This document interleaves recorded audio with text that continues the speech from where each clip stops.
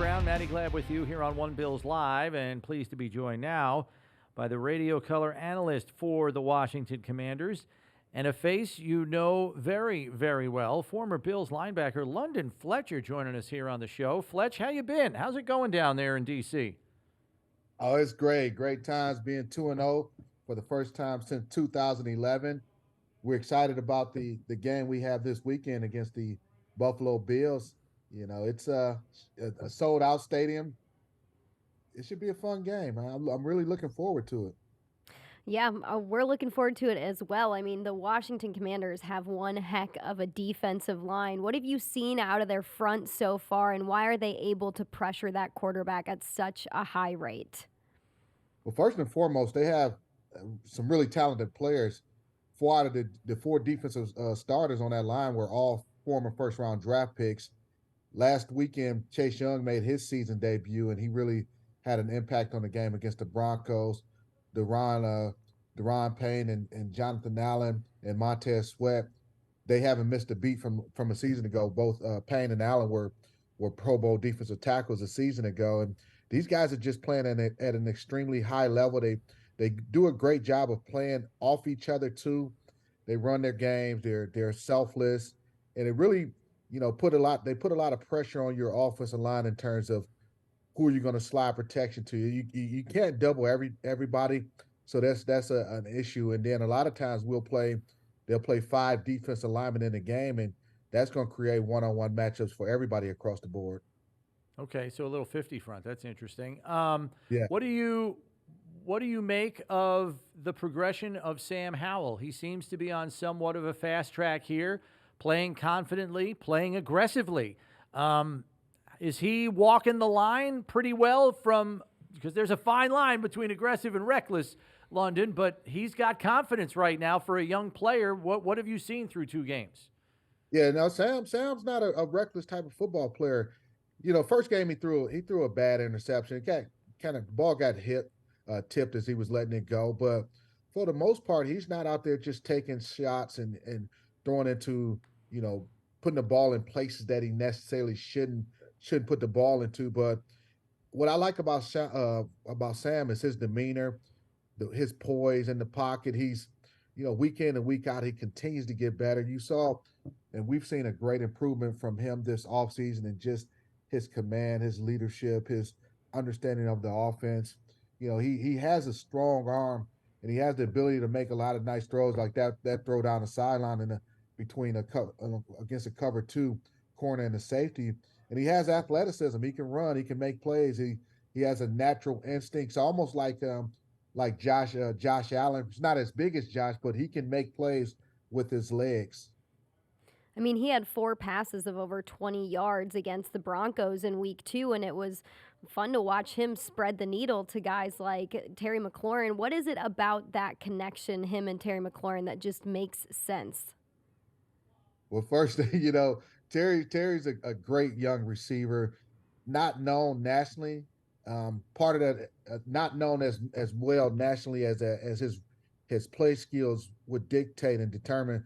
Part of that is he's had so many different starting quarterbacks, but he's had 3 consecutive 1,000-yard seasons. With Terry, he's great at making the 50-50 catches, adjusting to deep balls. He has great speed. And with those guys, there's just a trust and a chemistry with them that, has developed over the off season. And not with just Terry, we got some other playmakers. Jahan Dotson, a second-year player out of Penn State. He only had 3 catches against the Broncos, but the ball was spread around a lot to a lot of different receivers. He's a guy that can make a lot of plays. Curtis Samuel, he's another guy who can make some plays. We got some tight ends who are also weapons in the passing game. And our running backs, they're also a threat out of the backfield too. Yeah, I was going to ask you about Brian Robinson because he's a load, 6'1", 225, but he has uncommon athleticism for a player that size. But he's lowering the shoulder the last couple of weeks, and he's getting in the end zone. How effective have the Commanders been running in the red zone where, I don't need to tell you, it's tougher for offenses to do that with everything packed in so tight. Has he been pretty productive down there? He has, and especially his past game against the Denver Broncos. With B-Rob, it's a situation where you know, get the ball to him. The more you can get the ball to him, the better he gets, the stronger he gets. You mentioned his size is 6'1", 230 pounds. He's more like 6'2", 230 pounds. But he also has his ability to what I call make himself skinny. And that sounds kind of, like, man, how can a guy that size get skinny? But he has the ability to get through small creases and really get through holes that a guy back that big shouldn't be able to get through.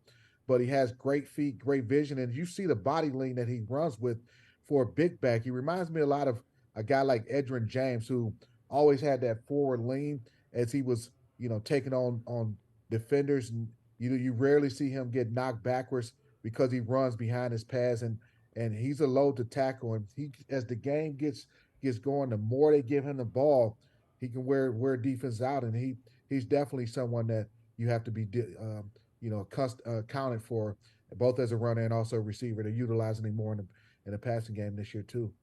Now, when you look at this matchup, this Week 3 matchup between two talented teams, the Bills are 1-1, the Commanders 2-0. What do you think the Commanders are going to have to do? What do you think has to go right for them going up against a team that has an explosive offense with Josh Allen and a defense that knows how to shut opposing offenses down?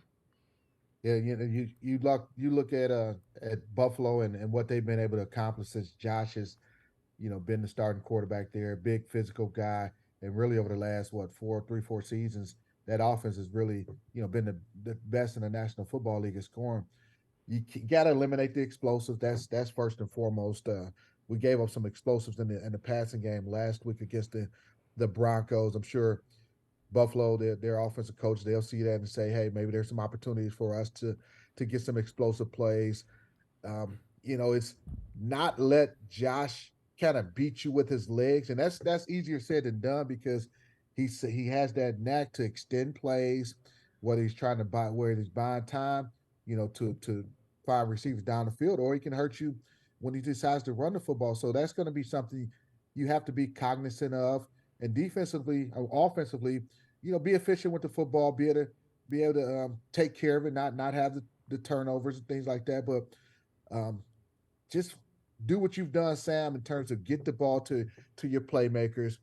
I'm sure they'll look to run the ball a little bit. Although Buffalo was very stout in stopping the run against the Oakland or Las Vegas Raiders, I should say, last week. So yeah, it's a tough matchup. They're extremely well coached. What Sean McDermott has been able to do with that football team, you can't help but take your hat off to the team that he has and why they're one of the elite teams in the National Football League. You mentioned, London, that they don't want Josh beating them with their legs. I believe it's Jamin Davis, the outside linebacker, who's used as the spy when they decide to deploy one more often than not. Do you think we could see a little Jamin Davis spy action this week? Or, because Josh hasn't run a ton the first 2 weeks.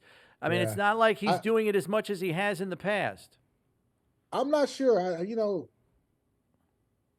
That they're going to look to do a whole lot of that. It's just situations you got to prepare for everything, but I'm not sure that's necessarily will be a big part of the game plan. Maybe when you assign somebody to spy a quarterback, then you taking one less guy out of coverage and things like that. So Jack Del Rio, the defensive coordinator, he does a great job of coming up with schemes, and that staff, they do a great job of coming up with different game plans to try to neutralize offenses in general, understanding what their strengths are as an offense and what their weaknesses are as an offense. So from there, you come up with a game plan, and you have to be willing to adjust and adapt based on how the game is going. So, I'm sure they'll have multiple plans in place, but Jamin is, he's a really good cover guy too. So, and James Cook out of the backfield is a problem. So, you got to kind of figure out ways to, look at all the weapons and how you're going to neutralize those weapons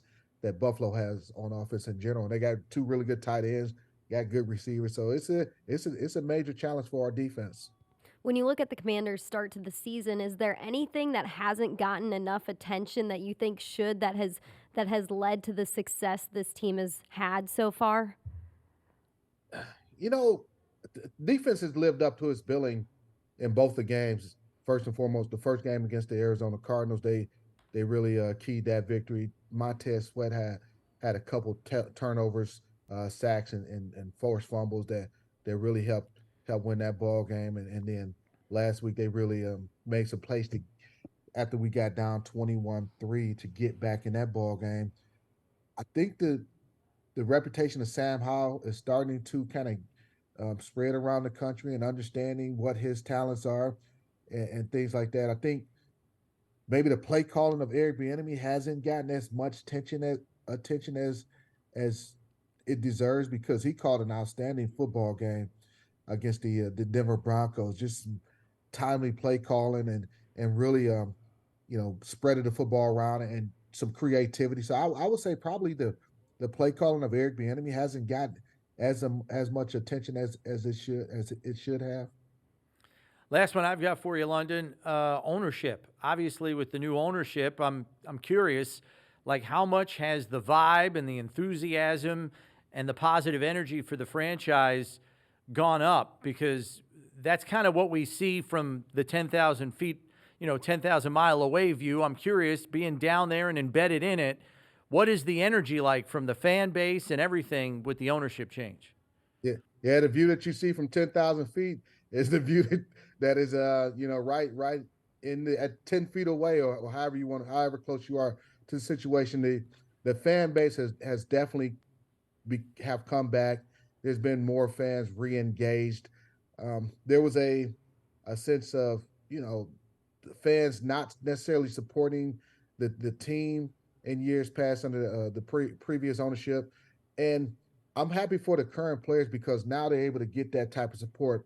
You're having a fans that are coming to our ball games now. There's, like I said, 2 sellouts in a row. And I know some of those will be Bills fans, and I know, Bills Mafia will be in the building. So I know those fans travel well, but just the excitement, there's hope for the community, the fan base, the players, the morale around the building is better.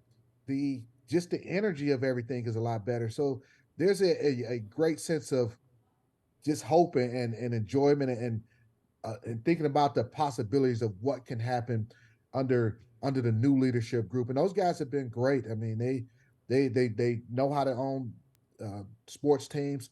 Mr. Harris, he owns the Philadelphia 76ers, owns the New Jersey Devils. They have a vision and they know how to do it. They've already done some things at the stadium to improve the fan experience. So it's been a lot of positive that things that have happened under the new ownership group. All right, Fletch. Well, listen, thanks very much for the time. I'll try to catch up with you on Sunday and just say hello. Good to see you, and thanks for the time. Yeah, I catch you in the E-Wood. That's right. Now that I call the games on the radio, anytime I'm in my car and if I get a chance, I'm listening to the broadcast. And I actually caught your call the game after last year's Cincinnati game with DeMar Hamlin, and the opening kickoff was taken back. And I caught that game on the radio. I think we had a later game, and I was driving to the stadium, and I heard, I was like, man, what a call by you, and that was a phenomenal call, and just wanted to give you your just on that. I appreciate that, Fletch. I appreciate that. I'm sure you're killing it on your end of things too. But look forward to catching up with you in the booth there on Sunday. All right, looking forward to seeing you.